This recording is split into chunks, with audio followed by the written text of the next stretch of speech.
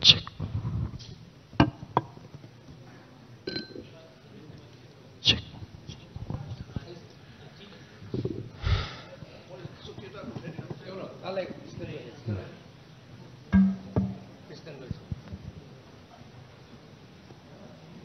ठीक है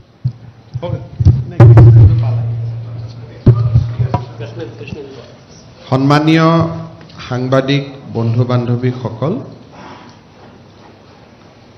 আমি 2018 চনৰ পিছত অসমত বিনিয়োগৰ সম্ভাৱনা আৰু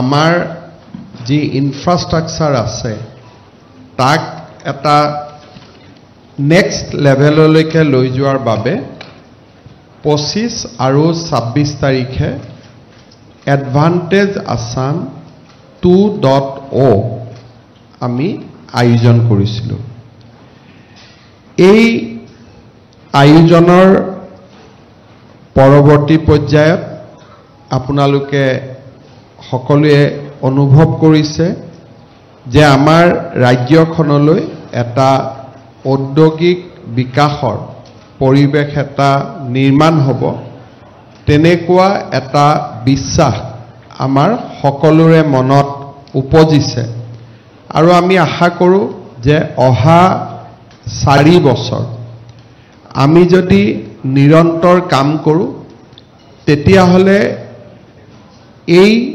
এডভান্টেজ আসাম 2.0 বিনিয়োগসমূহকো আমি সফল কৰিব পাৰিম আৰু এডভান্টেজ আসাম 3.0 যেতিয়া আমি অনুষ্ঠিত কৰিম অসম দেশৰ আগশাৰীৰ ঔদ্যোগিক ৰাজ্যলৈ পৰিণত হ'ব গুজৰাটৰ দৰে চৰকাৰে তেওঁলোকৰ ইনভেষ্টমেন্ট সামিট প্ৰতি 2 বছৰত অনুষ্ঠিত কৰে কিন্তু আমাৰ ৰাজ্য চৰকাৰত আমাৰ এটা সিদ্ধান্ত আছিল যে আমি প্ৰত্যেক 4 বছৰত এনেকুৱা এখন কৈ বিনিয়োগ সন্মিলন আমি অনুষ্ঠিত কৰিম আৰু প্ৰথম বিনিয়োগ সন্মিলনত যিখিনি প্ৰস্তাৱ আহে তাক আমি নেক্সট বিনিয়োগ সন্মিলনখনৰ আগতেই যাতে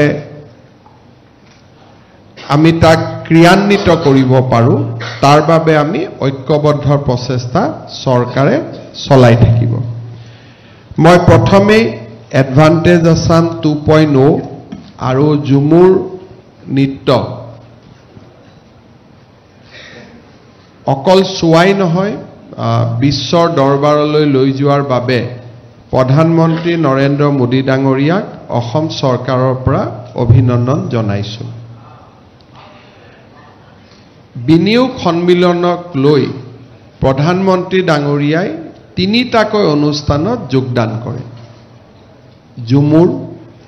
জুমুৰৰ পিছত তেওঁ প্ৰদৰ্শনীখন খুব সুন্দৰকৈ উপভোগ কৰে আৰু শেষৰ দিনাও আপোনালোকে দেখা পাব যে প্ৰধানমন্ত্ৰী ডাঙৰীয়াই নিজৰ সময়তকৈ প্ৰায় আধা ঘণ্টা সময় আমাৰ এডভান্টেজ অসমৰ উদ্বোধনী অনুষ্ঠান তেখেতে প্ৰত্যক্ষ কৰে বা উপস্থিত থাকে প্ৰধানমন্ত্ৰী ডাঙৰীয়াৰ সিদিনাখন বা তাৰ আগতে ৰাজস্থান মধ্যপ্ৰদেশ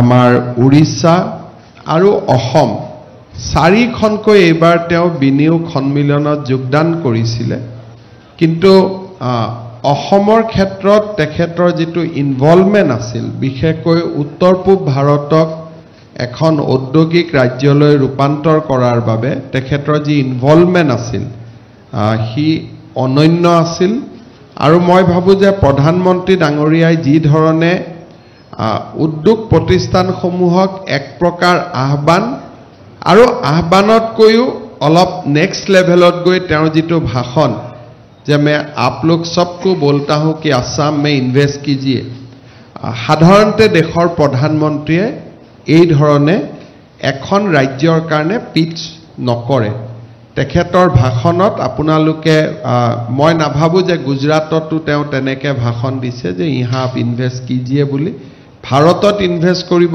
কয় কিন্তু স্পেসিফিক ৰাজ্য এখনৰ কথা প্ৰধানমন্ত্ৰী ডাঙৰীয়াৰ মুখেদি খুব কমেইহে মানুহে শুনিছে গতিকে এইবিলাকে মানুহৰ মনত এটা প্ৰচণ্ড আত্মবিশ্বাসৰ সৃষ্টি কৰিছে বিনিয়োগকাৰীসকলৰ মাজতো আত্মবিশ্বাসৰ সৃষ্টি কৰিছে মই প্ৰধানমন্ত্ৰী ডাঙৰীয়াক অভিনন্দন জনাইছো ইয়াৰ উপৰিও গোটেই বিনিয়োগ সন্মিলনখন সফল কৰাত আমাৰ মিনিষ্ট্ৰি অফ এক্সটাৰ্নেল এফেয়াৰ্ছে এইবাৰ এটা বিশেষ গুৰুত্বপূৰ্ণ ভূমিকা পালন কৰিলে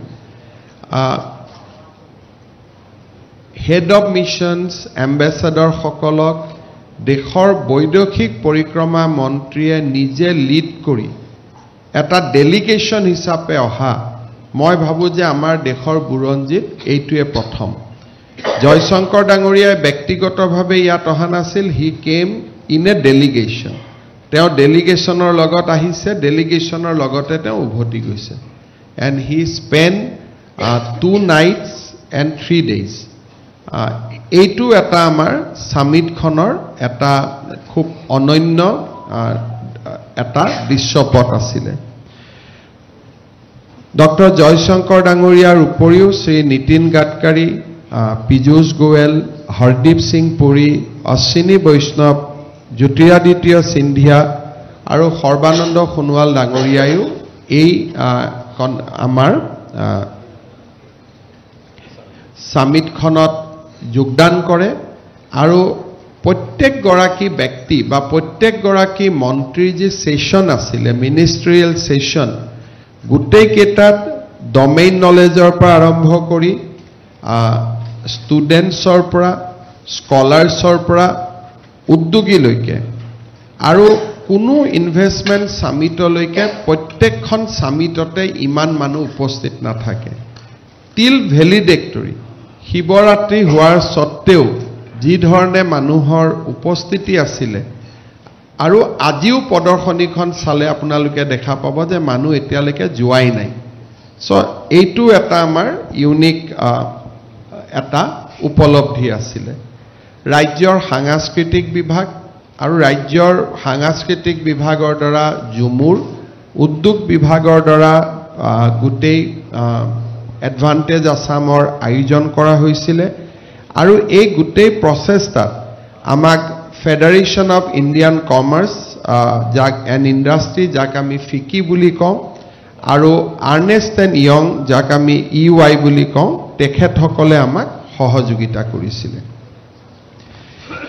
এডভান্টেজ আসাম সামিটখনত আপোনালোকে যদি আমি সাম আপ কৰোঁ তেতিয়াহ'লে আপোনালোকে দেখা পাব যে গোটেই সামিটখনৰ আৰম্ভণিতে আমাৰ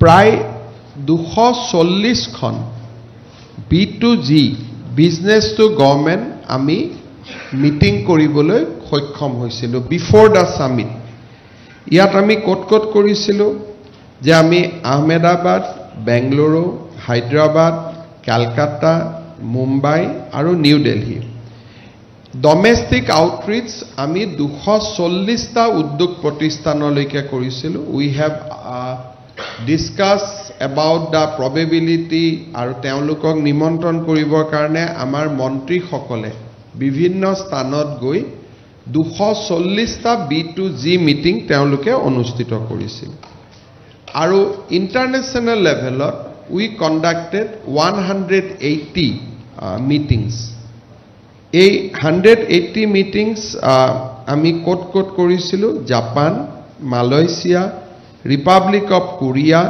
সিংগাপুৰ Thailand United Kingdom and United Arab Emirates আৰু এই 180খন মিটিঙৰ প্ৰডাক্ট হিচাপে এইবাৰ আমাৰ 1100 ইণ্টাৰনেশ্যনেল পাৰ্টিচিপেণ্টছে আমাৰ এই ইনভেষ্টমেণ্ট সামিটখনৰ লগত প্ৰত্যক্ষ বা পৰোক্ষভাৱে জড়িত হৈছিলে যদি আমি ডিপ্লমেটিক এংগেজমেণ্টৰ কথা কওঁ তেতিয়াহ'লে 62 আমাৰ ডিপ্লমেটিক মিছনছ আমাৰ লগত total prior and during the summit আমাৰ 62 ডিপ্ল'মেটিক মিছন আমাৰ লগত জড়িত হৈছিলে আৰু এক্সটাৰ্নেল এফেয়াৰ্ছ মিনিষ্ট্ৰীৰ লগত তেওঁলোকে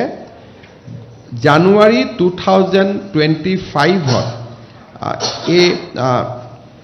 এক্ৰছ দ্য মেজৰ কাণ্ট্ৰিজ এমিয়ে নিজৰ ফালৰ পৰা আসাম উইক অনুষ্ঠিত কৰিছিলে গোটেই বিদেশসমূহত a week-long event organized by Indian embassies across major countries to highlight Assam opportunities and cultural heritage. Ami joa nai rastrodut hokole bharator rastrodut hokole nijabobiyakoi uddog loi ami to 6-7 খন ৰাষ্ট্ৰত গৈছো কিন্তু ভাৰতৰ ৰাষ্ট্ৰদূত সকলে অসমৰ হৈ নিজে নিজে এম্বেসি সমূহত আসাম উইক অৰ্গেনাইজ কৰিছিলে সেন্ট্ৰেল গভৰ্নমেন্টৰ পৰা ইমান ডাঙৰ ইনভলভমেন্ট আমি কেতিয়াও দেখা পোৱা নাছিলো পীযুষ গোয়েল ডাঙৰীয়াই আমাৰ হৈ ৰোড শ্ব'টো অংশগ্ৰহণ কৰিছিলে এই গোটেই বিলাকৰ ৰিজাল্টটো আছিল যে দিস ওয়াজ এ মেসিভ পাৰ্টিসিপেশন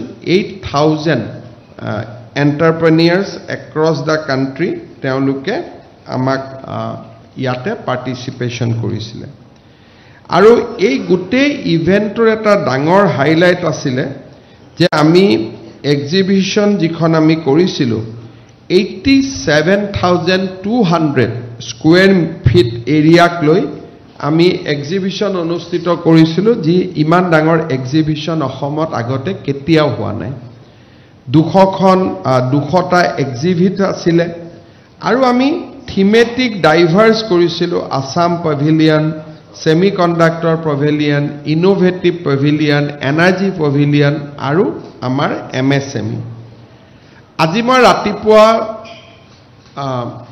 এক্সিবিশনৰ পৰা মই আহিছো এটা কৈ চাইছো অসমৰ ষ্টাৰ্টআপছ তেওঁলোকে ভাৰতৰ সেনা বাহিনীত ড্ৰোন দিছে অসমৰ ষ্টাৰ্টআপে বৰ্ডাৰ এৰিয়া পেট্ৰলিং কৰিছে অসমৰ ষ্টাৰ্টআপে এতিয়া মেডিকেল কলেজ নিৰ্মাণ হৈ আছে তাতে যেটো মডিফাইড ব্ৰিক্স আমাৰ ষ্টাৰ্টআপে দিছে ইঞ্জিনিয়াৰ্ড বেম্বো তেওঁলোকে নিৰ্মাণ কৰি যোগান ধৰিব পাৰিছে সো এক্সিবিশন খনেও এখন আত্মবিশ্বাসী অসমৰ প্ৰতিশ্ৰুতি আমাৰ সন্মুখলৈকে লৈ অহাত শক্তিশালী হৈছিল আৰু তাৰ লগত এখন ভৱিষ্যত অসম যত নেকি টাটা সেমিকন্ডাক্টৰৰ প্লান্ট দেখুৱা হৈছিল যত নেকি আমাৰ নতুন এয়াৰপোৰ্ট কেনেকে এৰো সিটিলৈকে কনভাৰ্ট হ'ব তাক দেখুৱা হৈছিল আমাৰ নতুন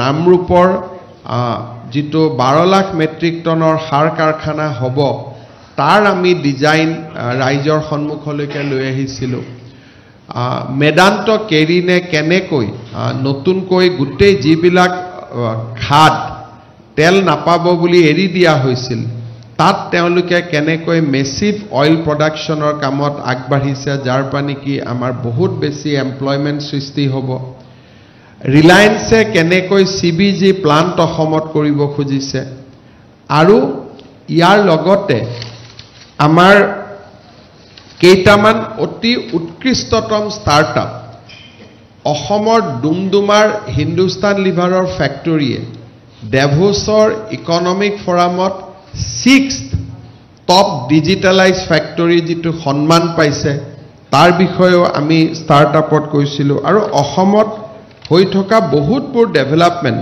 আমি ৰাইজৰ সন্মুখলৈকে লৈ আহিছিলো আমাৰ আপোনালোক সকলোৱে জানে যে এইবাৰ এটা ইম্পৰ্টেন্ট দিক হৈছিল যে এডভান্টেজ আসাম 2 আমাৰ 9খন কান্ট্ৰিয়ে পাৰ্টিসিপেট কৰিছিল যে partner country Australia they have shown a huge goodwill by withdrawing travel restriction prior to the summit Australia আমাৰ পাৰ্টনাৰ কান্ট্ৰি আছিল ভুটান আমাৰ পাৰ্টনাৰ কান্ট্ৰি আছিল জাৰ্মানী আমাৰ পাৰ্টনাৰ কান্ট্ৰি আছিল ইন্দোনেছিয়া আমাৰ পাৰ্টনাৰ কান্ট্ৰি আছিল জাপান আমাৰ পাৰ্টনাৰ কান্ট্ৰি আছিল মালয়েছিয়া আমাৰ পাৰ্টনাৰ কান্ট্ৰি আছিল সিঙ্গাপুৰ পাৰ্টনাৰ কান্ট্ৰি আছিল থাইল্যান্ড পাৰ্টনাৰ কান্ট্ৰি আছিল আৰু ইউনাইটেড কিংডম আমাৰ partner country asile. Apart from this, European Union has also shown keen interest.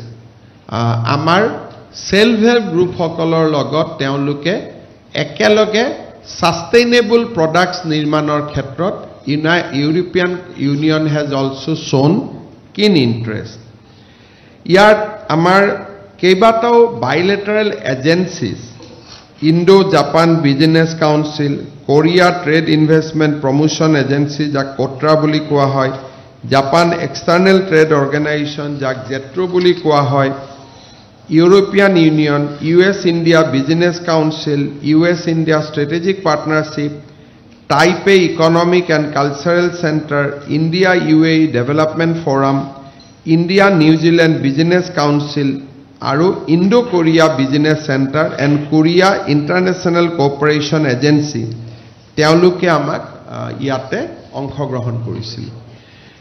আমাৰ ইন্টাৰনেশ্যনেল ডেলিগেটছত খুব এটা উৎসাহ দেখা গৈছিল যে এবাৰ ইউৰোপৰ পৰা 33 গৰাকী ডেলিগেশ্যন আহিছিলে, এছিয়াৰ পৰা 128 ডেলিগেটছ আহিছিলে, আফ্ৰিকাৰ পৰা 22 গৰাকী ডেলিগেটছ আহিছিলে আৰু নৰ্থ আমেৰিকাৰ পৰা 8, সাউথ আমেৰিকাৰ পৰা 6 গৰাকী।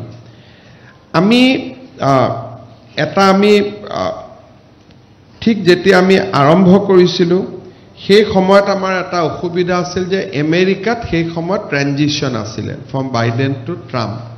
সো আমি আমেৰিকাৰ যেটো পটেনশিয়াল তাক আমি তেতিয়া হাৰ্নেছ কৰিব পৰা নাছিলোঁ, কাৰণ ইণ্ডিয়ান এম্বেচিও কৈছিলে যে এতিয়ালৈকে আমাৰ আমেৰিকা ট্ৰানজিশন হৈ আছে, গতিকে সব মানুহ টেন্টেটিভ হৈ আছে।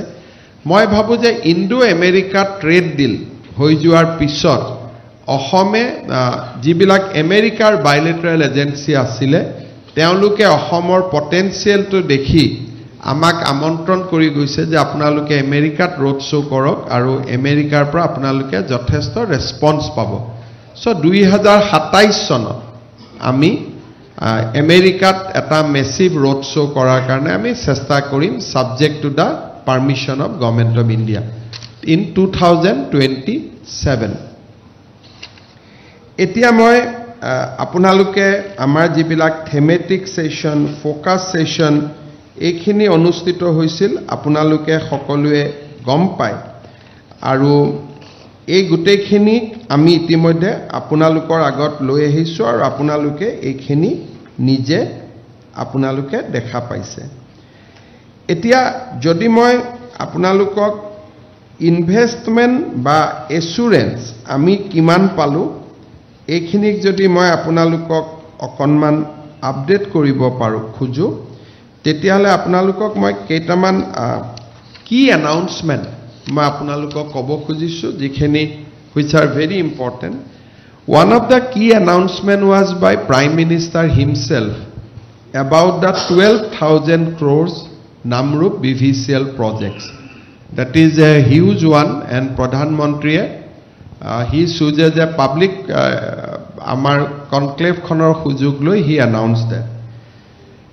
Amar Guwahati jito railway station hetu world class railway station leke convert kori tat ekhon massive IT park bonuar karone Indian Railway ghoshona kore, tat 300 কোটি টকা ইন্ডিয়ান ৰেলৱে ব্যয় কৰিব। তাৰ পিছত তেওঁলোকে কোকৰাঝাৰত এটা মেগা ৱাগন ৱৰ্কশ্বপ নিৰ্মাণ কৰিব বাছবাৰীত, আৰু মিড লাইফ লোকোমেটিক ৰিহেবিলিটেশ্যন ফেচিলিটি, তাৰমানে যিসমূহ ৰেল ইঞ্জিন 10 বছৰ বা 15 বছৰ পুৰণা হয় তাক কমপ্লিট ওভাৰহল কৰি নতুনৰ পৰ্যায়লৈকে আনিবৰ কাৰণে যিটো ইঞ্জিন বিলাকত কাম কৰিব লাগে তেনেকুৱা এটা ফ্যাক্টৰী তেওঁলোকে লামডিঙত কৰাৰ কথা ঘোষণা কৰে। আৰু ভুটান কোকৰাঝাৰৰ মাজত Gelephu train line with a investment of 3,500 crores Ashwini বৈষ্ণৱ ডাঙৰে এনাউন্স কৰে। With Gelephu Kokrajhar railway line the entire landscape of BTAD will change.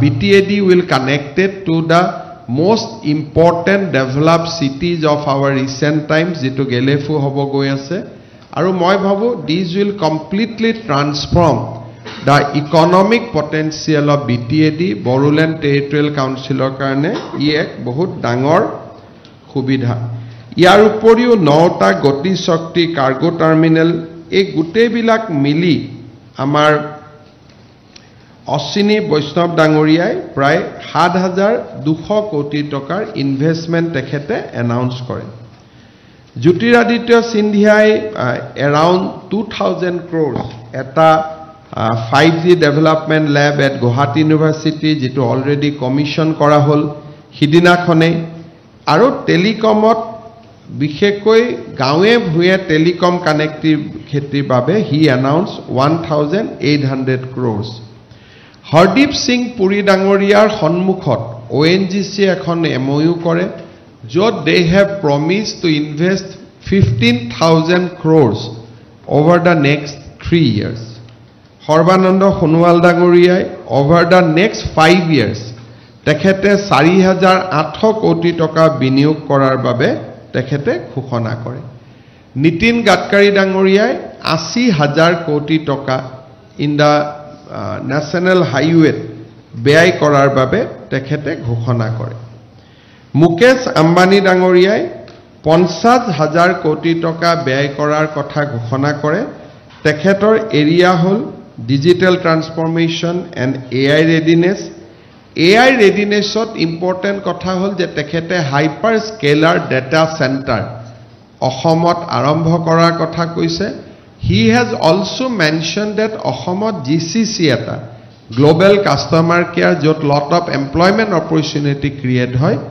তাকো তেওঁ ৰূপায়ণ কৰাৰ কথা ঘোষণা কৰিছে তেখেতে ক্লিন এণ্ড গ্ৰীণ এনাৰ্জি আমাৰ আপোনালোকে জানে যে ভাৰত চৰকাৰে স্মল নিউক্লিয়াৰ ৰিয়েক্টৰৰ জৰিয়তে ক্লিন নিউক্লিয়াৰ এনাৰ্জি উৎপাদন কৰাৰ বাবে এইবাৰ সমগ্ৰ দেশতে প্ৰচেষ্টা চলাব মুকেশ আম্বানী ডাঙৰীয়াই অসমত CBG অৰ্থাৎ নাইপাৰৰ পৰা যেটো বায়োফুয়েল হয় নাইপাৰৰ পৰা বায়োফুয়েল উৎপাদন কৰাৰ কথা ঘোষণা কৰিছে আমি অহা 15 দিনত কাৰ্বি আলঙত তেখেতক মাটিও দিম so that CBG plantation can start immediately naipar plantation can start immediately আপোনালোকে মোক কোনোবাই তুলিৰাম ৰংহাং ডাঙৰীয়াক জাপানত লৈ যাওঁতে কৰবাত লৈ যাওঁতে আমাৰ দুই এজন মানুহে মোক প্ৰশ্ন কৰিছিলে কিন্তু সকলোৱে এটো জানা উচিত যে আটাইতকৈ অসমৰ ৰিসোৰ্স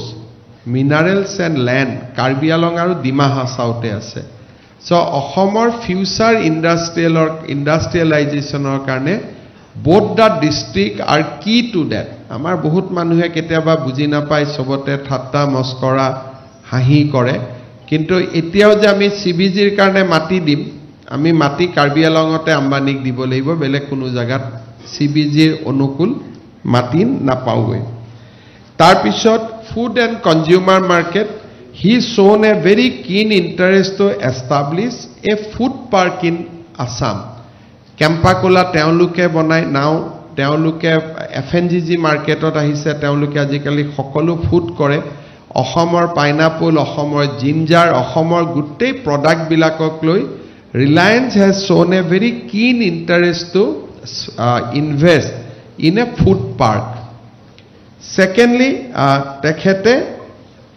আমাৰ গুৱাহাটীত এখন 7-star অবেৰয় হোটেল নিৰ্মাণ কৰাৰ কথা ঘোষণা কৰিছে philanthropic initiation হিচাপে তেখেতে শুৱালকুছিৰ সিল্ক আমাৰ যেটো আসাম সিল্ক শুৱালকুছিত নিৰ্মাণ হয় ৰিলায়েন্স ফাউণ্ডেশ্যনে শুৱালকুছিৰ সুতা বা শুৱালকুছিৰ প্ৰডাক্টক বিশ্বৰ দৰবাৰত লৈ যোৱাৰ কাৰণে এটা it is not a investment তেওঁলোকে তাত কোনো ব্যৱসায়িক বিনিয়োগ নকৰে সামাজিক সেৱা হিচাপে বিভিন্ন জায়গাত এক্সিবিশন বিভিন্ন জায়গাত ৰিটেল ষ্টপ আদি লগোৱা ইয়াত there is no business in that as a philanthropic contribution হিচাপে তেখেতসকলে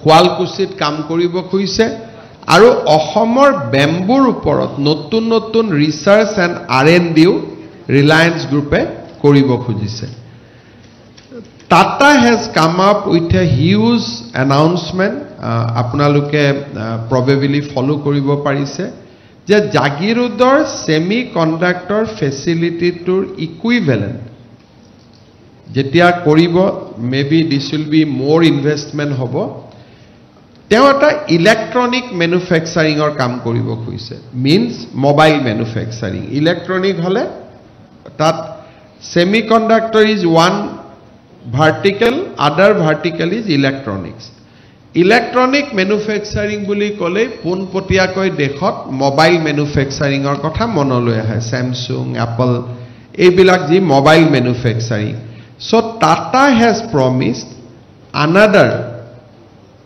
electronic factory in Assam with similar investment 30,000 crores ইয়াৰ উপৰিও Tata Power Indian Hotel another 30,000 crores তেওঁলোকে আমাৰ লগত MOU কৰে ইয়াত solar productionৰ পৰা nuclear power plantৰ পৰা solar power plantৰ পৰা solar equipment installationৰ পৰা house roof solar লৈকে they have a basket of 30,000 crores তেওঁলোকে announce কৰে আৰু additionally Tata Hotel তেওঁলোকে গুৱাহাটীৰ এতিয়া আমাৰ আপোনালোকে খালি দুটা অকনমান যেটো পৰিৱৰ্তন হৈছে অসমত আপোনালোকে অনুমান কৰিব পাৰিব ৰেডিসন হোটেলত 196 টা ৰুম আছে যেতিয়া এডভান্টেজ অসমৰ বুবু বাবা উলালে এতিয়া তেওঁলোকে নতুনকৈ আৰু 100 টা ৰুম বনোৱাৰ কাম আৰম্ভ কৰিছে আৰু যদি অলপ আগুৱাই যায় Radisson has set up a state of art convention center যেটো 1500 মানুহৰ কনভেনশন হ'ব all these advantage অসম হোৱাৰ লগে লগে everybody sense that this is we are in the next leg so এতিয়া Tatai আমাৰ লগত MOU কৰিছে Taj বিমানটাৰ পৰা they want to make the Guwahati Taj a proper Taj hotel not Bibanta not Ginger a proper Taj hotel বুলি কলে যেটো আমি বুজি পাও so that is one জাগিৰোডত এখন তেওঁলোকে টাটাৰ হোটেল এখন বনাব কাজিৰঙাত আমি আগতে MOU কৰিছো so Tata has apart from a big semiconductor electronics industry in addition to what they have done they have signed MOU on power hospitality and few other sectors also they have signed MOU Sajjan Jindal has promised that তেওঁলোকে অসমত thermal power station এটা কৰিব যত নেকি they will start with production of 600 megawatts but that can go up to 1200 megawatts so নতুন thermal power plant eta renewable power plant eta and they want to start a cement factory also I think Sajjan Jindal is looking for a big investment in Assam but this is what the present announcement a thermal power station a renewable power investment and a cement factory Onil Agaral he is from Vedanta Resource he will spend 50,000 crores for exploration যদি অকনমান আপোনালোকে ইয়াক ভিতৰলৈকে যাই বুজিব চেষ্টা কৰে the game is simple যদি কোনোবাই অসমত এক্সপ্লোৰেচনৰ কাৰণে ইনভেস্ট নকৰে তেতিয়ালে আমি অসমৰ হাইড্ৰোকাৰ্বন ৰিজাৰ্ভটো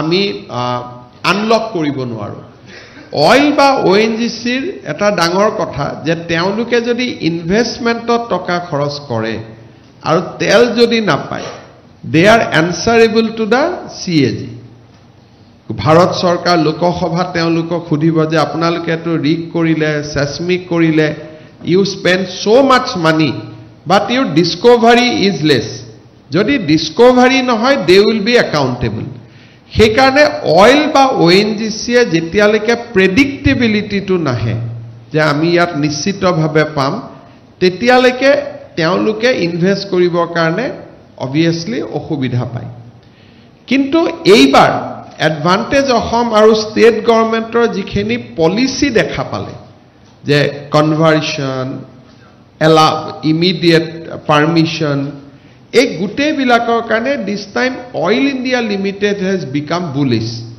তেওঁলোকে আমাৰ লগত এমঅইউ কৰিছে যে they are going to spend 20,000 crores for এক্সপ্লৰেশ্যন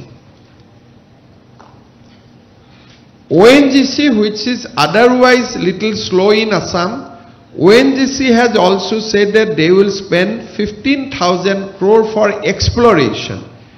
Exploration mane tel poa nubujai. Matro sambhabonak teoluke sambhabona koribo. Our Vedanta has promised 50,000 crore. So total hydrocarbon sector only for exploration. Today we got promise of 85,000 crores.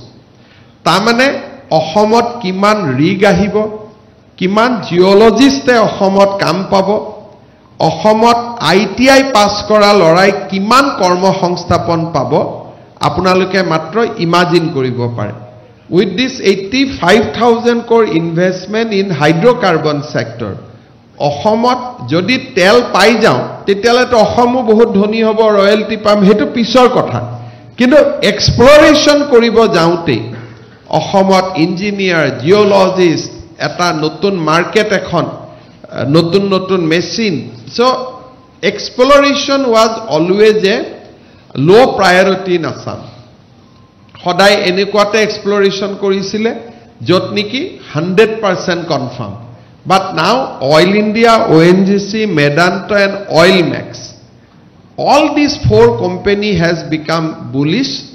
Aru Bharat Sarkare বিশ্বাস কৰে যে অসমত অপাৰ সম্ভাৱনা আছে কিন্তু nobody wanted to spend money on exploration. But this time this is a big thing has happened in Advantage 2.0. Adani Gautam Adani Dangoriai ঘোষণা কৰিছে যে he will spend 50,000 crores and tekhetor investment is ongoing Guwahati airport ami July আৰম্ভ কৰিম কিন্তু আমি ভাবো trial and all it will take little more time তেখেতে invest কৰাৰ সেক্টৰ খিনি তেওঁ আইডেন্টিফাই কৰিছে এয়াৰপোৰ্টস এয়াৰপোৰ্টছৰ লগত he want to develop a aero city নতুন দিল্লীত গলে জেনেকে এখন এৰো সিটি পায় তেও গুৱাহাটীত ওচৰৰ গুটে এৰিয়াটোক আমি যদি সহায় কৰিব পাৰো he wants to develop a arrow city so Kolkata doesn't have a arrow city in true sense of term দূৰত হোটেল বিলাক আছে যদি আমি গুৱাহাটীত এৰো সিটিখন কৰিব পাৰো ইণ্ডিয়াৰ অল কনভেনশনস যিমান ডাঙৰ ডাঙৰ কনফাৰেন্স হয় কনভেনশনস হয় concerts hoy premier cricket competition hoy football leagues hoy all the events we can bring to Guwahati so yat eta bahut dangor employment or sambhavona biraj koribo tar uporiu tekhete defense cement aru road project ot teoluke khoros kora karne agroh prakash korise amar karne eta aru eta announcement eta ase there is a company called Greenco company is actually backed by Singaporean government dito Temasek buli koy Singapore government or investment arms they give money to this company called Greenco Onil Salemeshwar tekhete yate speech disile tekhete Ahomot sustainable aviation fuel one is normal aviation fuel jito fossil fuel base kintu he wanted to develop a sustainable aviation fuels hub in Assam aru India etialeke sustainable aviation fuel hua nai Assam can take pretty lead with that so ei gutei khini jodi ami big announcement on infrastructure MOUs aru district level ot hua saikhor সকলো খিনি যদি আমি round up কৰো then the total commitment on the investment summit has gone up to 5,18,205 crores over the next 5 years. So we should not misread koribo nalage. This is not announcement for 1 year. This is an announcement for 5 years. So if we start from tomorrow, then over the next 5 years, the announcement investment commitment is 5,18,295. Aji amar Ahomor GDP a bosor will touch 6,43 crores. So the total investment is 80% of our GDP. Ahomor aji dinot amar GDP hoise 6,43,000 crore. Projected GDP up to 31st March. Against that, total investment commitment has come 5,18,295 crores. So it is almost equivalent to our GDP. Baki jodi apnaloke baki dekh bilakot sai aji amar Maharashtra the GDP is 30 lakhs crore, maybe they are on that range. Kintu amar yate investment jodi 7 lakh koti hai, it is a 20% of the GDP. But ami jitu yat investment commitment paisu, it is 80% of the GDP. Etia why Assam ami kihor kane ei development to hoi ase? আজি মই সামান্য কথা কেটা মানে কৈছো যে অৰুণাচলত ভাৰত চৰকাৰে 6টা পাৱাৰ প্ৰজেক্ট বনাই আছে। এই 6টা পাৱাৰ প্ৰজেক্টৰ কাৰণে গুটেই সিমেন্ট ইয়াত ইমান কিয় সিমেন্ট ইন্ডাষ্ট্ৰি আহিছে? Because they have seen the potential যে ইমান কাম হৈ আছে, অসমত কাম হৈ আছে, অৰুণাচলত কাম হৈ আছে, Assam can be a hub of cement production. So এই ধৰণে লাহে লাহে অসম জি আমাৰ জি ফোৰ্টে নাছিলে, অসমত আজিৰ পৰা 10 বছৰ আগত এটাও সিমেন্ট ফ্যাক্টৰি নাছিলে, বোকাজানৰ সিমেন্ট ফ্যাক্টৰিটো আছিলে বা মেঘালয়ত মামলুছেৰা আছিলে। কিন্তু সাডেনলি 10 বছৰ আগত আমি জি কল্পনা কৰিব পৰা নাছিলো, আজি অসমত আমি তাতে আটাইতকৈ ষ্ট্ৰং হৈ গলো।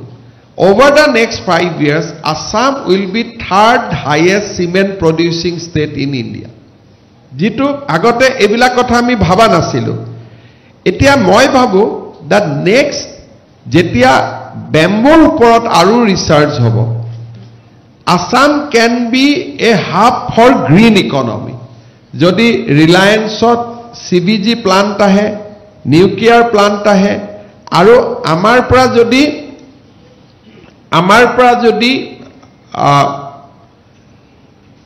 bamboo jodi ami properly process koribo paru, tetiale we have hydrocarbon, we have tea, we have cement, and the next big thing can be the green economy.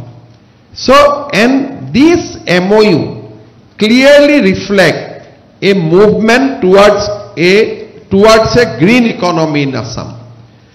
Sustainable aviation fuel, bamboo refinery, bamboo engineering, jiman ami MOUs dekhisu, clearly the investor in the country has sensed that Assam can be a hub for green economy in the days to come.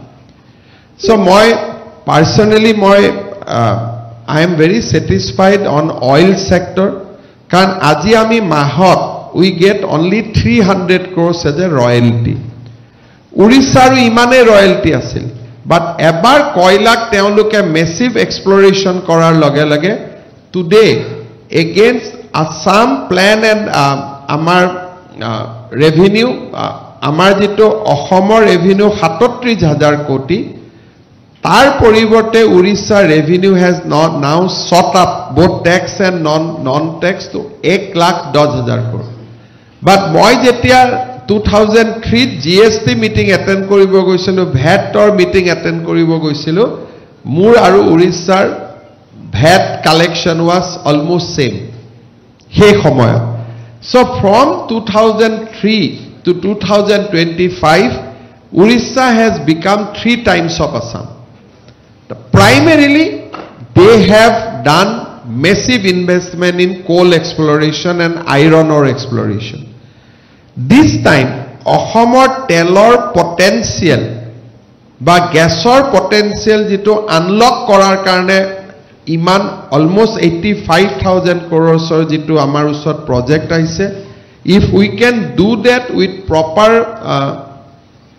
policy parameter আমাৰ যদি সকলোৱে মিলিজুলি আমি কাম কৰিব পাৰো then next 5 years Assam GDP will become double aramot the way we are growing today we are growing at 12 to 13% but we can grow at 20% আৰু এই গুটেই বিলাকৰ জৰিয়তে আমি এটা আপোনালোকক কেইটামান দিন পিছত কম যে কিমান এমপ্লয়মেন্ট জেনাৰেশন হ'ব যদি এই 5 লাখ কোটি টকা সঁচা অৰ্থত বিনিয়োগ হয় আমি লাহে লাহে যেতিয়া এইটো হল we call it is memorandum of understanding without financial commitment ইয়াত খালি মই কৰিব খুজো আমি সহায় কৰিম ইমান কি সহায় কৰিম নেক্সট ৰাউন্ড অফ ডিসকাশন বা তেওঁলোকে কি ফ্যাক্টৰি আনিব কিমান এমপ্লয়মেন্ট দিব next round of discussion will start from the next month এটা এটা কৈ এতিয়া আমি টেবুলত বহি খালি তেতিয়াটো খালি সাইনিং হৈছে আলোচনা হোৱা নাই so now from next month onwards proper discussion will take place আৰু মই ভাবো যে this has a potential of employment around 2 lakhs youth যেটো আজি আমি সহি কৰিছো it has potential of giving job opportunities to 2 lakhs youths but maybe I am little conservative ইয়াত কৈও বেছিৰ সম্ভাৱনা আছে আৰু আমাৰ গুটে সামিটৰ লগত সংগতি ৰাখি অসমৰ MSME সকলেও 6,774 crores rupeesৰ MOU কৰে তাৰমানে ইয়াক যদি আমি আৰু অলপ গভৰ্নমেন্ট পলিসি দি যদি আমি ইনসেন্টিভাইজ কৰিব পাৰো অসমত ডাঙৰ উদ্যোগখিনি অহাৰ লগে লগে তাৰ বাই প্ৰডাক্ট হিচাপে we can push MSME sector much more so ইয়াৰ পিছত আমি বেংকৰ লগত কথা পাতিম অসমতো আমি এটা ইনভেষ্টমেন্ট ফান্ড কৰিব লাগিব যাতে উদ্যোগিক সকলে ইনভেস্ট কৰিবৰ কাৰণে টকা পইচাৰ অসুবিধা নহয় বেংকে তেওঁলোকক লোন দিয়ে টুৰিষ্ট সকল আহে এতিয়া হোটেল খুলিব যদি টুৰিষ্ট নাহে হেতু নহব এই গুটেই বিলাকৰ লগত আমাৰ এইবাৰ গুৱাহাটীক মেডিকেল হাব কৰাৰ কাৰণেও এটা ডাঙৰ অপৰচুনিটি আমাৰ ওচৰত আহিছে Medanta want to set up a very different kind of hospital.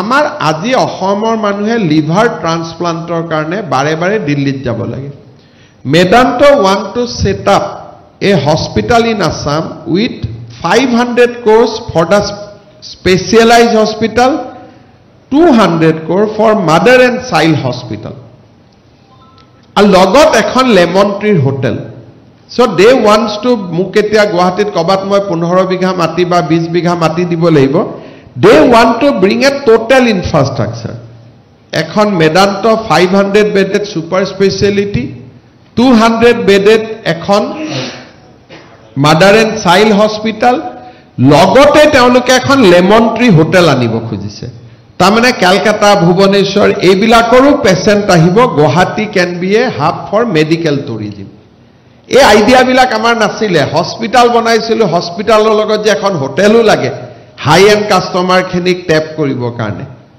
আৰু অসমত যিমান লিভাৰ ট্ৰান্সপ্লান্ট আমাৰ মানুহে লিভাৰ ট্ৰান্সপ্লান্ট কৰিব হায়দৰাবাদত যায় দিল্লীত যায় they spend about crores of rupees ইয়াতে এতিয়া গুটেই কামখিনি কৰিব পাৰিব there is another interesting proposals heto Lilavati hospital wants to set up a hospital in Guwahati in partnership with Mayo Hospital in America.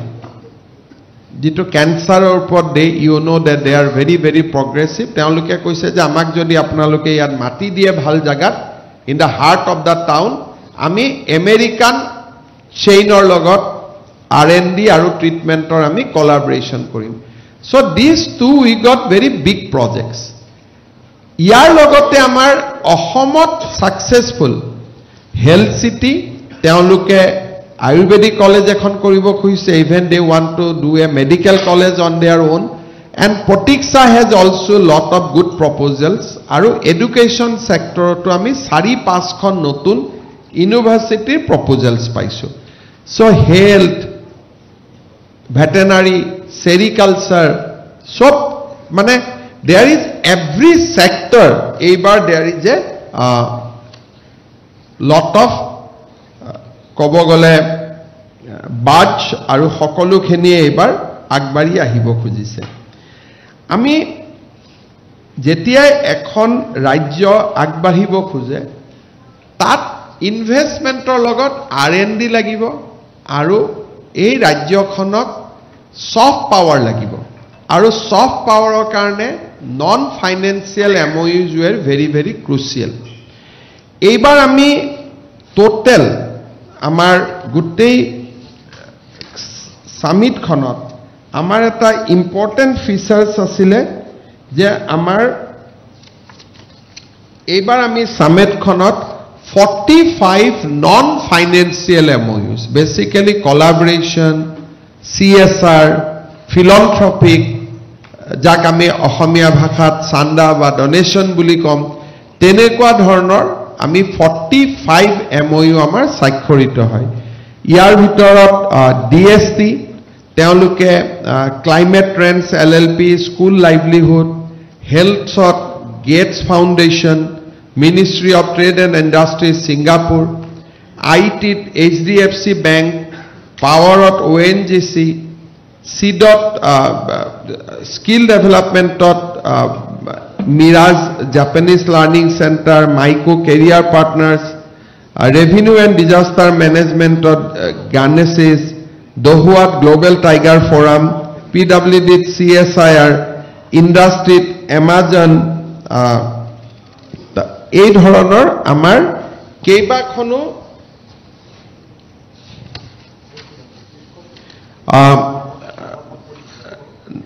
তাৰপিছত IDFC Bank, Bionest, তাৰপিছত আমাৰ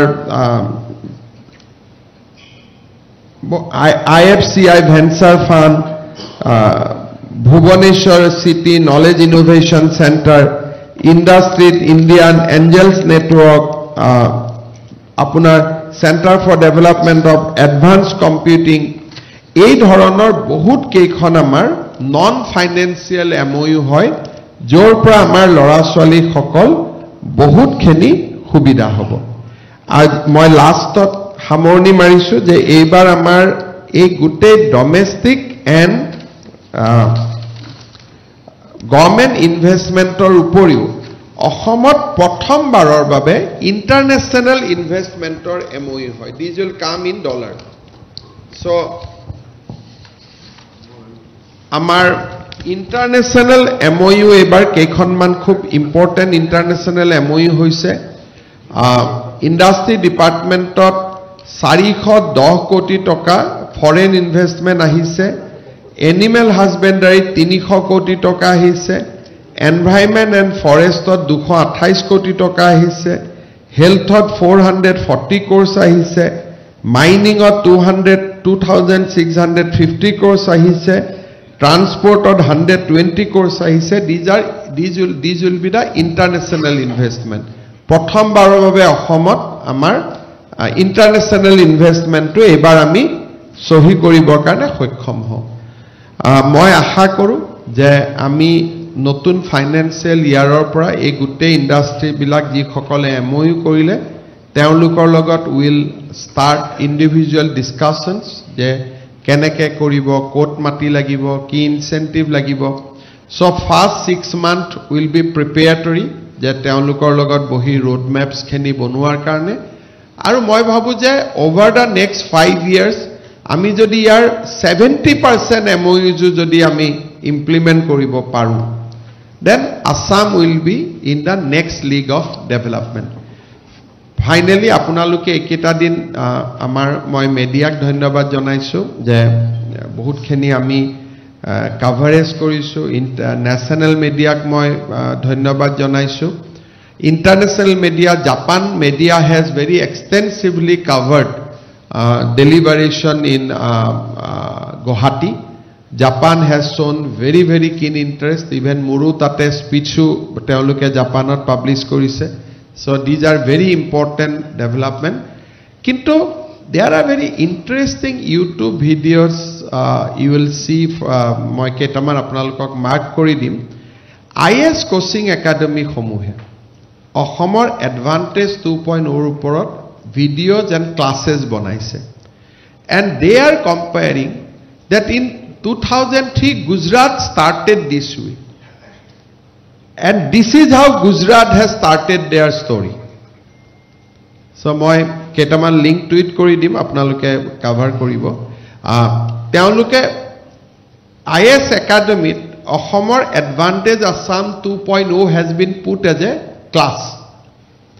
And teoluke itue koise je Gujarat has begin this way.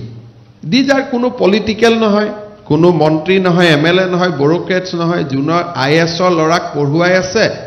Tate teoluke Ohomor aru ami jiman bhal kori kobo pora nai because they are very thorough. Sadharante academy bilak. They are uploading classes. Rati moi porhi thakote moi search kori thakote kali moi rati dekha paisho ar mur khub bhal lagise. They have said that Gujarat started their story in 2003 in the same manner and same fashion what we have done in 2025. Maybe we are delayed by 22 years, but people have spotted that this is the same way Gujarat started their story. Aru moi bhabu je Ohome eta notun story eta Advantage Assam 2.0 pora arambho korile. Horu eta mediar logot relevant horu kothate mo hamorni marisu je how everybody has a role to play. You will see in the writings of APJ Abdul Kalam. Ebar APJ Abdul Kalam Israelot goisile. Teo rati hui asile. And obviously that day Israel has seen lot of action. Hamasor logot there was a lot of missile exchanges. Aru gote rati APJ Abdul Kalame likhisil je moi hubo pora nasilu. It was so intense fighting. So rati pua moi uthie first more attraction asile je moi newspaper khon porhu. Tetia to TV nasile eneke. So moi newspaper khon porhu and I want to know what is happening. Moi gote paper khon porhilu, there was no story. Hidinakhon paperer headline to asile Israelor farmer ejone keneke eta breakthrough anisile. That was the headlines. Aru pisot number 10-11 page teo দেখা পাইছিলে যে জুয়া ৰাতিৰ ঘটনাখিনি তাত লিখা আছিল। So এতিয়া it is for us অহা 15 আগষ্ট হ'ব কৰবাত সৰুকৈ কোনোবাই কৰবাত বোম এটাও থৈ যাব পাৰে। whether media হেইটোৰ পিছতে আমি যাম লগে লগে আমি লিখিমে Advantage Assam কি হল একো নহল বোম আহি গল। So আমি নিজৰ ৰাজ্যখনক পিছুৱাই লৈ যাবৰ কাৰণে এতিয়াৰ পৰা ৰাজনীতি কৰিম। Advantage 1 কি হল, টুইন টাৱাৰ কি হল, প্ৰশ্নটো কৰিব বৰ ভাল, কিন্তু টুইন টাৱাৰ চাবৰ কাৰণে আমি কোন কেইজন সাংবাদিক গৈছো বা আমি কেইজন মানুহ গৈছো। আমি ধৰি লৈছো যে টুইন টাৱাৰটো নহল বুলি, কিন্তু অসমত যে 800 কোটি টকা খৰচ কৰি টুইন টাৱাৰ হৈ আছে and 60% work is already completed. আমি তো কোনো চাব যোৱা নাই। একেটা দিন ফেসবুকত মই খালি এটোৱে পাইছো কি হ'ব Advantage Assam 1ত একো নহল টুইন টাৱাৰে নহল। বাট কোনোবা এসেম্বলিতে কাৰোবাক প্ৰশ্ন খুদিছে নেকি যে টুইন টাৱাৰটো নিৰ্মাণ হল নে নাই? আমি ধৰিয়া লৈছো যে নাই হোৱা। আমাৰ যেটো আপোনালোক মোৰ লগত দেখিছিলে যে integrated directorate complex which we are building today, it is the same design, twin tower connected through a bridge, and 60% work is already completed. So আজি আমাৰ অসমত কি হৈছে, আজি যদি আমি কোনোবা এক্সিবিশন খনত যাওঁ তেতিয়ালে আমি গম পাম যে অসমৰ আমাৰ চৰকাৰে ইনস্পায়াৰ কৰা ষ্টাৰ্টআপ এদি আজি ইন্ডিয়ান আৰ্মিক ড্ৰোন দি আছে। মোক আজি এজন সেটলা ষ্টাৰ্টআপে তাতে কৈছে যে স্যাৰ আমি অসমৰ ডিজাস্টাৰ মেনেজমেণ্টৰ ওপৰত আসাম স্পেচিফিক স্যাটেলাইট এটা বনাব খোজো অসমীয়া ল'ৰা আমি ক'ব নোৱাৰাকৈ আমি যিখন অসম দেখি আছো সেইখন অসম সঁচা অসম নহয় we are living in a complete different Assam এইটো অসমৰ ইমেজে নহয় আজি যেতিয়া বাহিৰৰ কোম্পানী বিলাকে অসমক ফোন কৰিছে ইয়াত কিয় আহিছে অসমৰ পৰা ফিডবেক দিছে যে অসমত সম্পূৰ্ণ শান্তি ইয়াত একো গণ্ডগোল নাই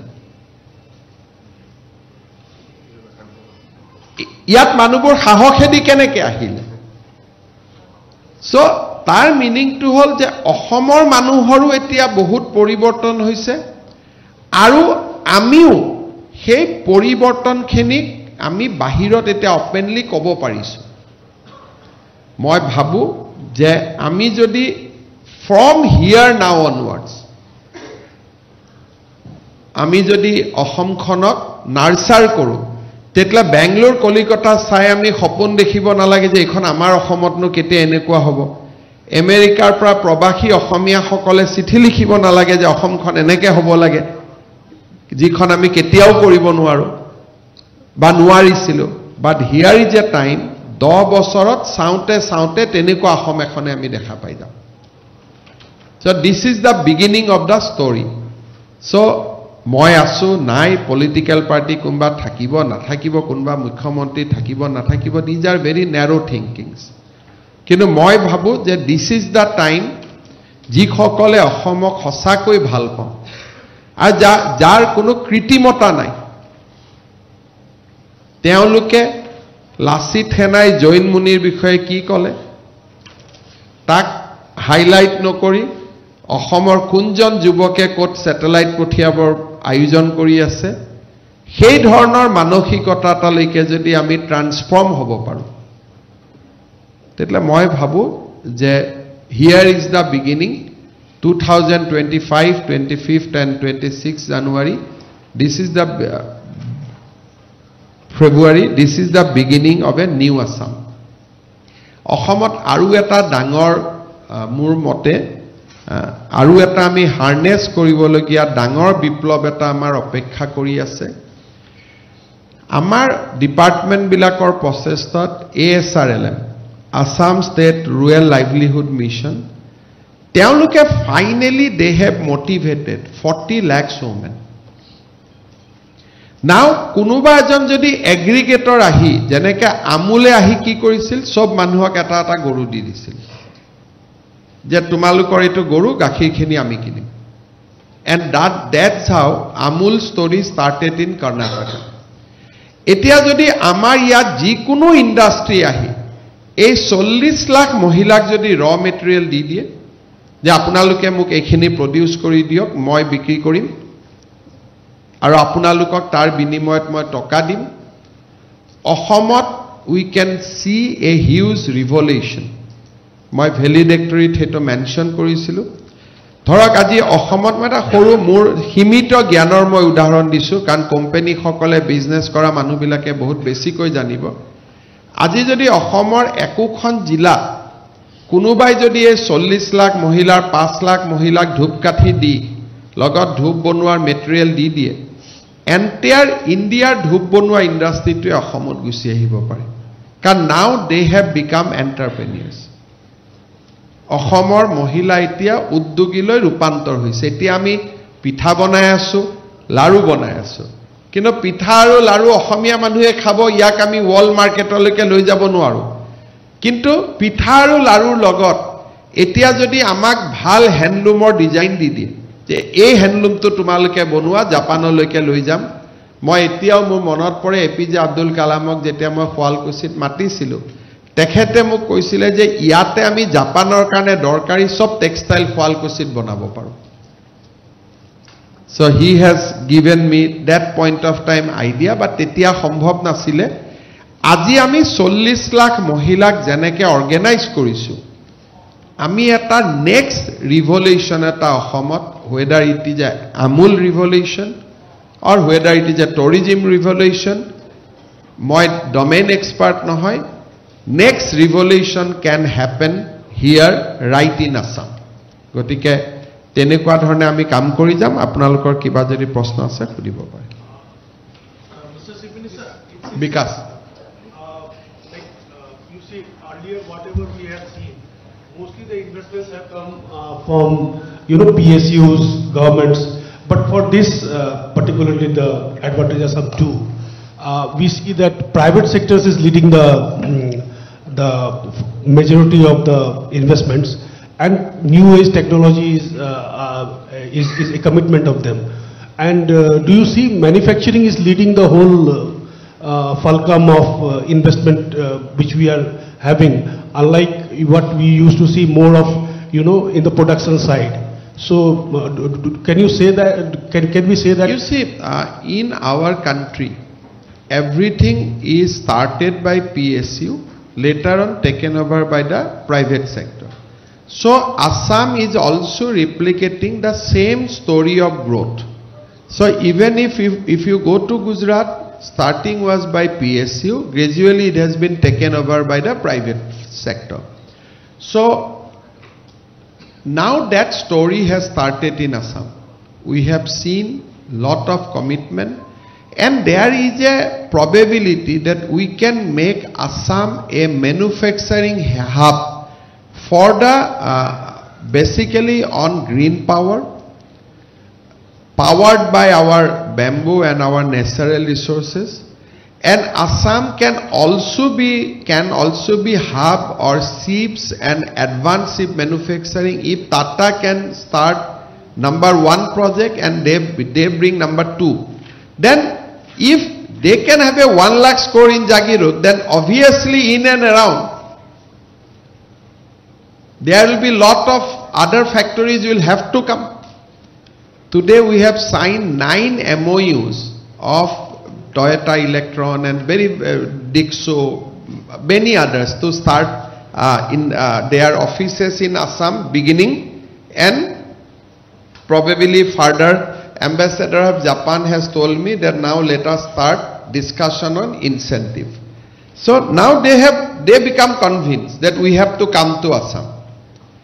Last 3 years he has not told me that.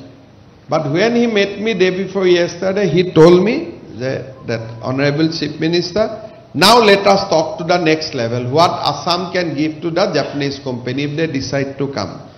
I think manufacturing, hydrocarbon, green power, we have a big potential, and let us harness it. One more thing which has gone a bit underrated, Infosys starting here. So exactly what it is like? You see that prior to this summit, we have shown 2 things. One, Kampakola started its production. Infosys started its first technical center. And we have also started a 500-seated BPO prior to the summit. So I think now data center, GCC, hyperscaler, all these we will be able to attract if we can little bit redefine our text in our engineering colleges, our polytechnics and our ITIs. So clearly the arrival of Infosys in Guwahati, commitment of Reliance for a hyperscaler data center, and movement of BPO from Tier 1 city to Tier 2. So we hold lot of potential. And I think beginning, ইমান দিনৰ পৰা মই ভাবো ইয়াত যিসকল journalist আছে তেওঁলোকে মনত ৰাখিব যে 2006 we invited Narayan Murthy, Infosys, and he said that until Assam has a backup of networks, data, 5-star hotel, nothing will come. But today they have come on their own. We did not have to invite them. So this is how Assam is transforming. Mr. Chief Minister. This advantage of some summit, as we have pointed out, we have seen many firsts, like the Prime Minister himself announcing such a big investment. We are getting investment in dollars now. So, and just now you said people are now coming on their own without being invited. So,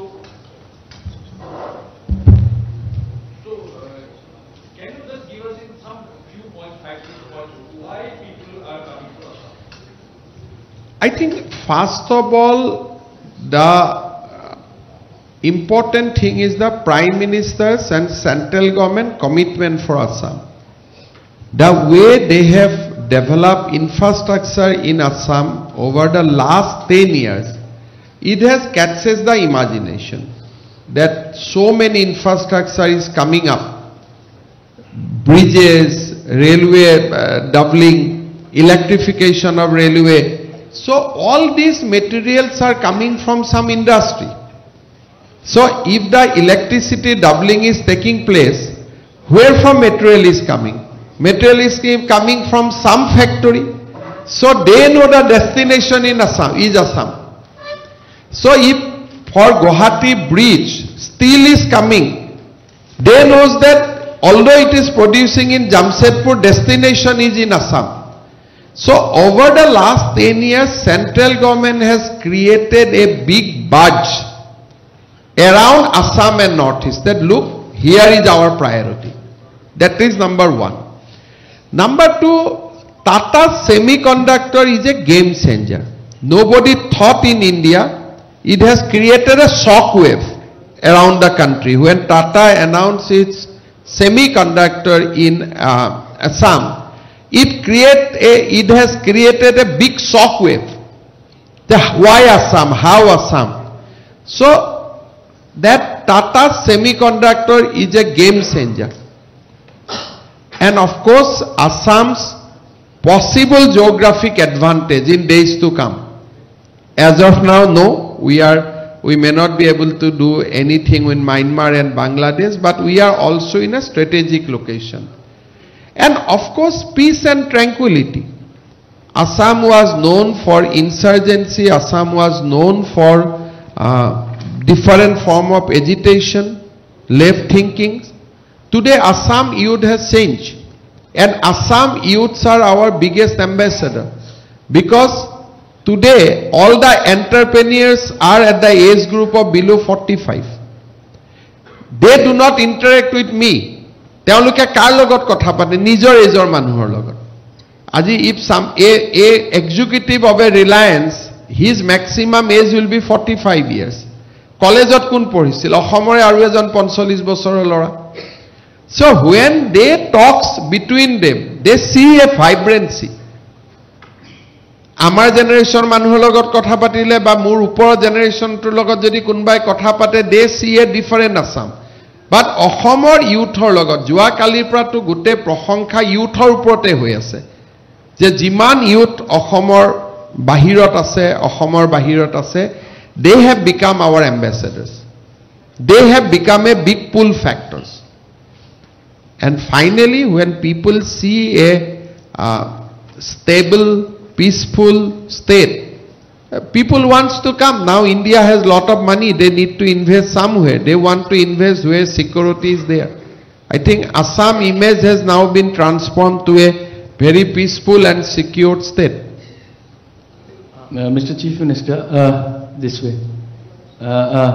You have been talking of big ticket investment in oil sector, and in Assam there in oil exploration much more of an agitation has built across oil exploration, and that too you are inviting private players for exploration. No, nobody is doing agitation. So do you see what is the future? Because I think earlier I want to request you that from Assam, just minus the word agitation. Last 3 and 5 years, we have not seen a single agitation in Assam for any issue. People are inviting that do it, like I met Karbi Alang people. They are inviting people to explore in their area. So agitation word is in your mindset. Can you show me a single photograph of any agitation in Assam? Where is the agitation? You show me a single agitation where you see 1,000 people are assembling in last 3.5 years.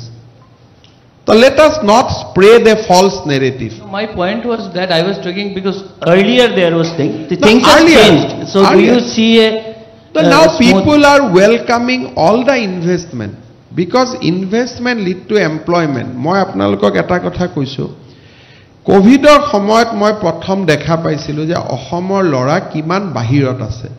আৰু আমি কৈছিলো যে আমি 2000 টকা দিম মাহত 7 lakhs people has registered their names for 2000 rupees এই লৰা ছোৱালীখিনিক আমি এটো ঘূৰাই আনিব লাগিব তেওঁলোকে কিহত কাম কৰি আছে যত আইটিত কাম কৰি আছে we need not to bring them back জুনে জাপানত যাব খুজিব 1.5 লাখ 2 লাখ টকা দৰমহা পাব we need not bring them back কিন্তু 7000 8000 টকা লৈ কাম কৰি থকা লৰাখিনিক অসমলৈকে ঘূৰাই আনাটো this is a moral responsibility of our society হেকাৰণে মই ভাবো the people of Assam অসমৰ মানুহ মোৰ লগত একমত যে আমি অসমত উদ্যোগীকৰণ এনেকুৱা এটা বাতাবৰণ কৰিব লাগিব যে দেউতাক মাকৰ পৰা 7-8000 টকা লৈ বাবে জুন আজি হায়দৰাবাদ বাংগালুৰুত সাব হিউম্যান কন্ডিশনত যিবিলাক লৰা ছোৱালী আছে তেওঁলোকক ঘূৰাই আনা and I feel extremely pain যে কেতিয়াবা মোলৈকে ৰিকুৱেষ্ট আহে যে লৰাজন কিবা কাৰণত এক্সিডেন্ট হৈ মৰিলে বেমাৰ হল the parents cannot bring their dead body back to Assam because they are so low paid এই লৰা ছোৱালীখিনিক over the next 5-10 years আমি অসমলৈকে আনিব লাগিব অসমৰ পৰা মেন পাৱাৰ যাওক but in a decent job at least 40,000 ওপৰ দৰমহা পাইছে অসমৰ পৰা যাওক কিন্তু 7000 8000 9000 15000 টকা দৰমহা যিমান লৰা ছোৱালী গৈছে অসমৰ বাহিৰত we have to bring them back আৰু মই ভাবো যে people of Assam also share my views the majority people of Assam and আমি একেলগে কাম কৰাৰ কাৰণে হেকাৰণে অসমত মই I am 100% confident যে এবাৰ ইন্ডাষ্ট্ৰিক মাটি দিব খুজিলেও মানুহে আপত্তি নকৰে যতে ততে মাটি দিলে বেলেগ কথা বাট আমি ভাবো যে আমি মানুহৰ লগত কথা পাতি will be able to give lands to the industry will be able to give them other comfort biggest problem is land এই গুটে ইন্ডাষ্ট্ৰি বিলাকক লৈ আহাৰ ক্ষেত্ৰত আটাইতকৈ প্ৰবলেম হ'ব যে আমি মাটি ক'ত দিম এটা মেদান্তকে আমি মাটি ক'ত দিম গুৱাহাটীত ক'তো মাটি নাই সো গভৰ্ণমেণ্টৰ কোনবা মাটি এতে এৰি দিব লাগিব প্ৰাইভেটৰ মাটিটো একুৱেৰ কৰিব নোৱাৰো ঠিক তেনেকে নলবাৰীত কব পেপসি কোম্পানীয়ে যে আমাক আৰু মাটি দিয়ক ৰাইজৰ পৰা মাটি ললে the cost of acquisition is so high যে আমিতো ইমান টকা একুইজিশনত দিব নোৱাৰো আৰু মাটি কিনি কোনেও ইয়াত ইন্ডাষ্ট্ৰি নকৰে এটলিষ্ট বাকি একো সহায় নকৰিলেও ইন্ডাষ্ট্ৰিকটো মাটিটো বিনা পইচাত লাগিবই সো এই গুটেইখিনি this is a challengeable things so I consider this is a beginning ইয়াক যদি আমি লৈ যাব পাৰো গুটে মাইন্ডসেট to change হৈ যাব You also talked about Global Compatibility Center, GCC.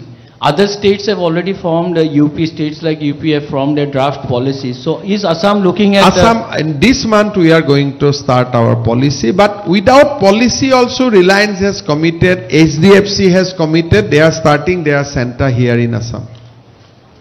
Mr. Sibin sir, as you have said, the land is the major issue here. And Assam is quickly moving from an agrarian economy to industrial economy. So how you are planning to balance the agrarian economy and the industrial economy? Agrarian economy you should have 30%. For any stable society you should have 30% earnings should come from agriculture. And we are not going to touch core agriculture land, so that will be there only. So I think the balance has to be there. You have to be 30% agriculture, 30% service, 30% industry and balance 10% from mining. So we are going to achieve that ideal picture. In your address, you raised a very pertinent point about having a workforce to absorb this kind of investment commitments. And you specifically spoke about engineering colleges. And we have two of the oldest colleges, AAC and JAC, Institute of Center. So, are you thinking of working on a roadmap for complete overhauling of these engineering courses? There are lot of activities going on. Jodi apnaluke amar IT bilakot jai, tetale apnaluke dekhibo je Tata Technology logot we have done a scheme, 4,000 crore investment. Jot niki you will see all AR, VR kind of training is going on now in our ITIs. We have signed an agreement with NELCO in this summit. Jotniki, they will bring skill to the secondary school. So we have signed the agreement with Dosalt. They have put their stall in exhibition also. They want to train our youth on for aviation industry. So that agreement has also been signed. So first priority before this industry is coming, we are going to take up those MOU which will create workforce. So yate ete ami kuntu MOU agot lom. Sarkaro to iman matiu nai tokao nai. We have to phase out over the next 5 years. So we have categorized that all the MOUs of education and skills will take up fast because you need a workforce. So he karne ami eta khub eta systematically we are progressing. Aru moi bhabu je amar engineering college, medical college, nursing college, ITIs, polytechnic, Assam Skill University, these will be hub for creating the workforce. And they are transforming themselves, but I will request them that they should transform more faster. Mr. Chief Minister.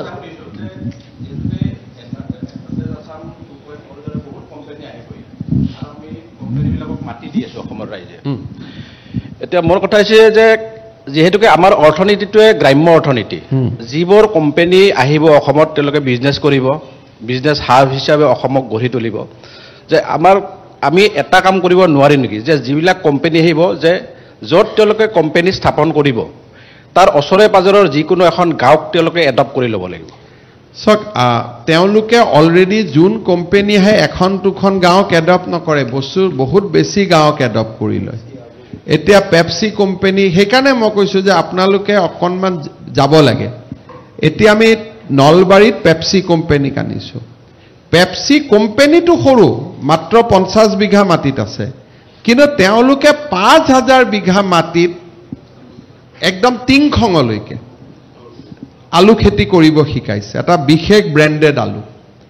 আৰু 5000 ফাৰ্মাৰ্ছক already তেওঁলোকে খেতি কৰিব শিকাই লৈছে।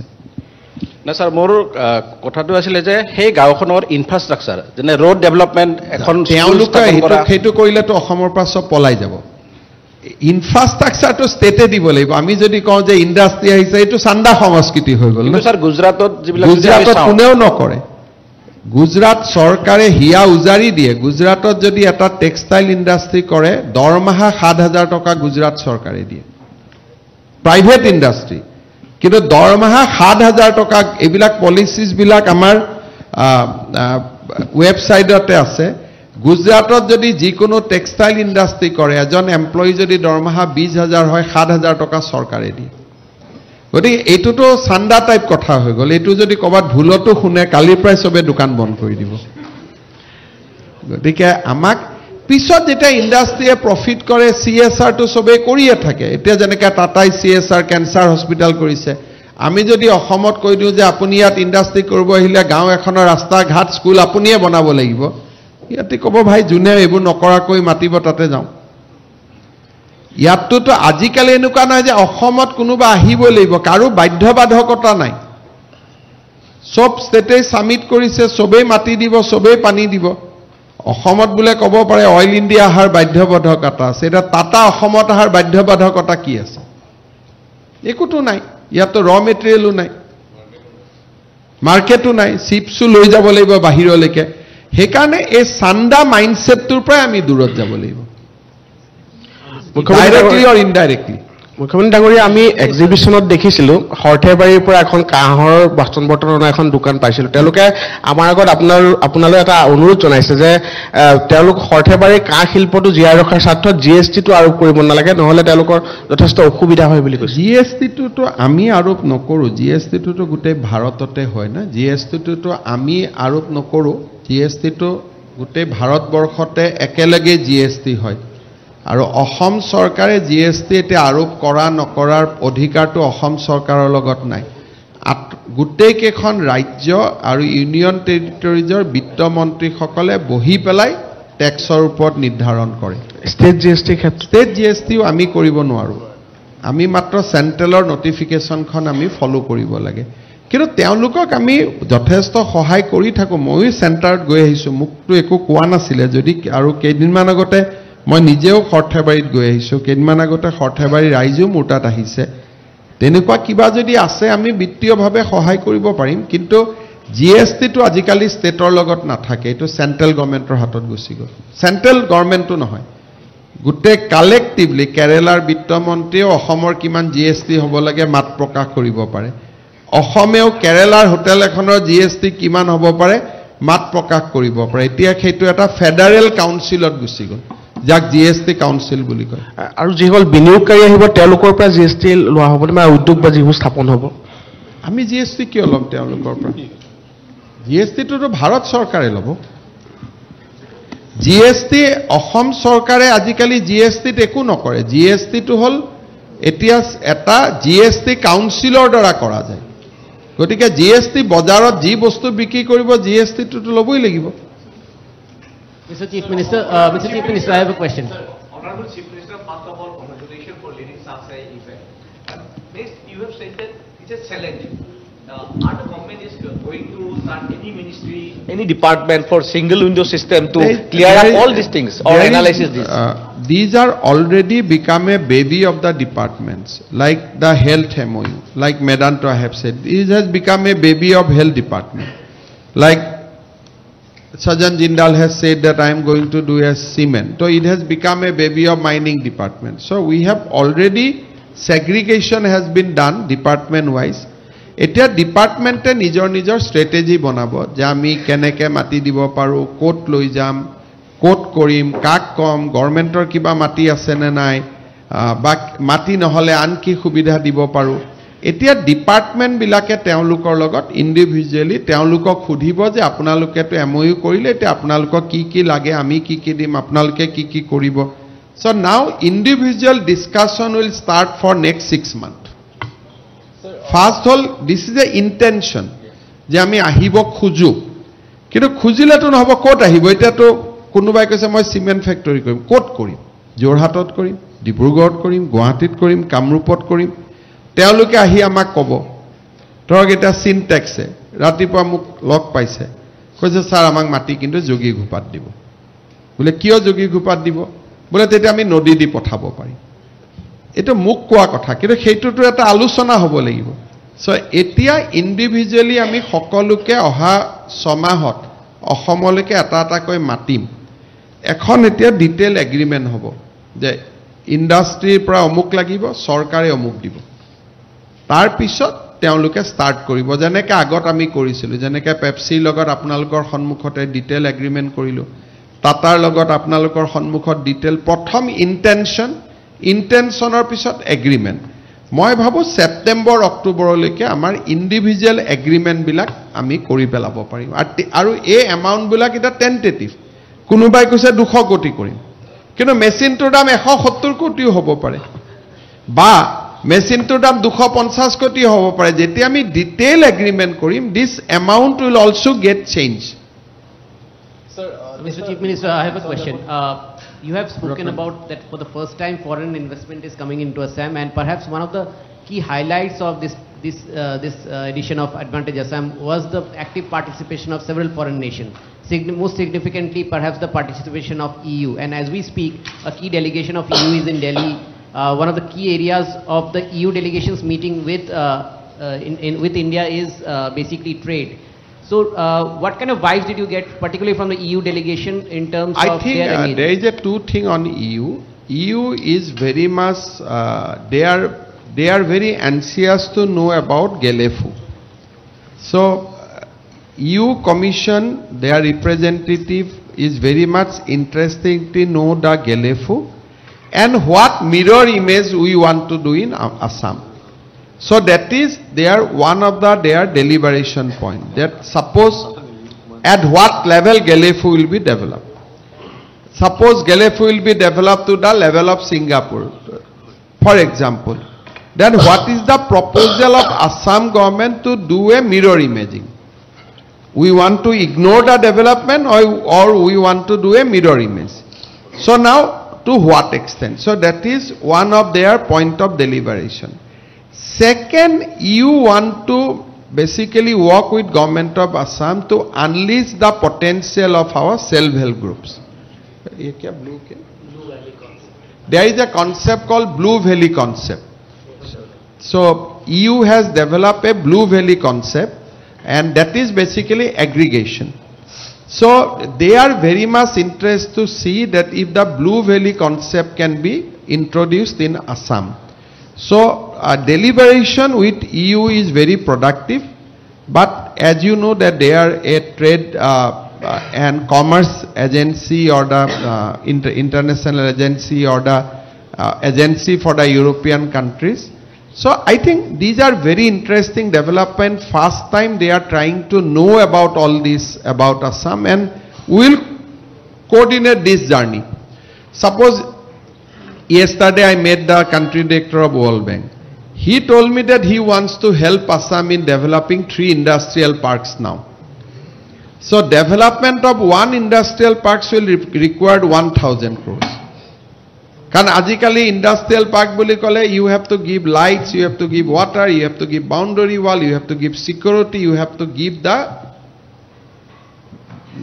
basically the roads and the structures.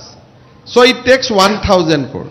Assam cannot develop 3,000 crore in 3 industrial park. We don't have money to that extent. But now World Bank country director has told me that subject to the approval of Government of India, he is ready to help us on that. So we are getting lot of helps from the country directors of various multilateral agency. Now we have, if you went to the Jagirod, you have seen a big design of an electronic city, I think with Jagirod. But building that electronic city will require 3,000 crores. So where from Assam will get money? Now ADB has said that yes, we'll give you money for developing one in Jagirod, one in Polasbani. So we are also working behind the back to see where from we can collect money to give a proper environment to these industries. Like this industry will come, we'll show them a hill. Nobody will come, mati to saye gusi jabo, mur MOU jagat pori jabo. So gotike eikhini karne muk industrial parks develop koribo lagibo, tar karne muk toka lagibo. So now I am also activating the source from where we will get money. Sir, that you have already mentioned that Assam has started a new story from this summit. And from the semiconductor to the manufacturing hub, or the health hub, or the medical hub, this one thing is the one special thematic session about this act fast and the act first. Do you think that the Assam will emerge a new destination? I have already answered this question, that 25th, 26th February we have laid a foundation for a new Assam. But now whether that foundation will have superstructure or not, it will be for the people of Assam. So I told you in 3-4 days prior also, I don't have the habit of putting adjective. You cannot get out adjective from me. I don't want to that this will, that will. I am very afraid of adjective. What I have said very benignly, humbly, that we have laid a foundation. From here onwards, what will happen, it is for the people of Assam to take forwards.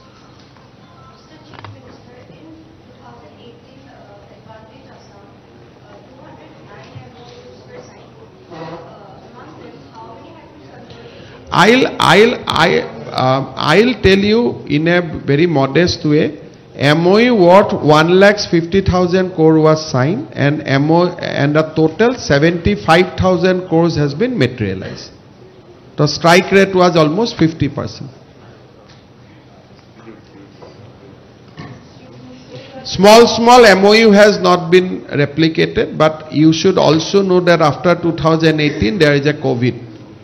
But we could, Unlike other state, we could realize 50% of almost 70,000 crores we could translate it to investment from the last Advantage 1 summit. You listed land as your primary problem, challenge for Not primary problem, I will say it is a primary challenge in Assam. Challenge for you. What other challenges that do you visualize along the way? Incentive, because industry will require incentive. Rich state can give lot of incentive, we cannot give. So that will be another point. Because this industry must have signed the same MOU with Madhya Pradesh also. They might have signed the same MOU with Rajasthan also. They might have signed the same MOU with Odisha also. Now they will seek proposal and incentive from all the 4 states. And obviously Assam will be the last in offering that, because we cannot compete with Gujarat, we cannot compete with Rajasthan, we cannot compete with Madhya Pradesh, we cannot compete with Odisha. So that will be again another challenge, because today industry will not move without incentive. Industry will not move without infrastructure.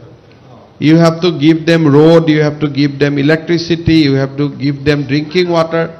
So these are difficult things, but we have to charter their course that okay, हम 10 रुपया तो नहीं दे सकता हूं, but you take 2 rupees and start in Assam.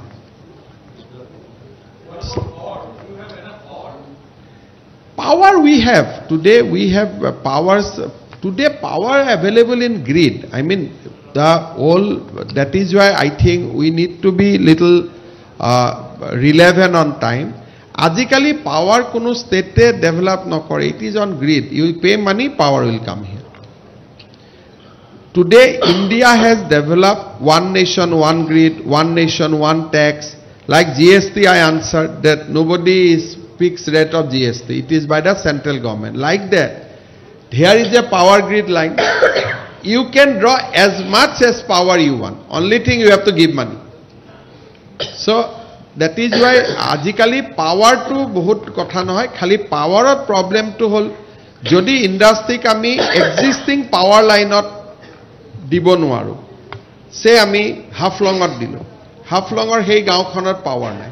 So you have to create a new network. So net power is not a problem, power tariff is a problem, because power tariff bilak jodi apuna hydro power na thake, thermal power thake, you have to purchase at 7 rupees. Now 7 rupees ot Gujarate ki koribo je thik ache 7 toka power moi apnalokok 3 toka di dim. They will subsidize 4 rupees. Assam government cannot subsidize. So Assam government ki kobo lagibo je ami aru upay nai aru 7 tokate kinok. So those are our challenge, not the availability of power. Affordability of power is a question. You have to give incentive, you have to give land, you have to give a working environment. But having said that, like as our GDP grow, we will develop a potential. There are many proposals probably who will need incentive, like what I have said that in hydrocarbon sector, whatever investment they will make, because we have potential. So there you don't need incentive. So these proposals has to be categorized.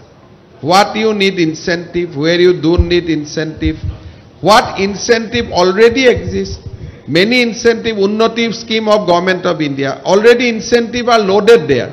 So you may not have to give any additional incentive. Incentive will be given by government of India. So here from now onwards to next 6 months, we have to analyze. So and very high value MOU, we have to say that please don't come now.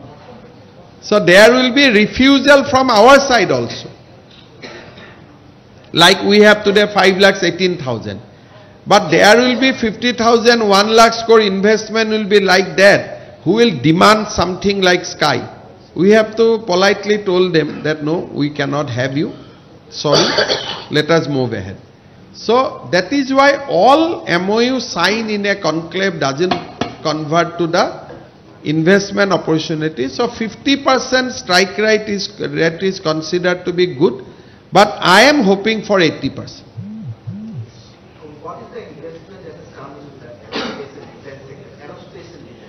Adani has said that he is going to do a defense unit, but he has not said that out of 50,000, how much will be in defense.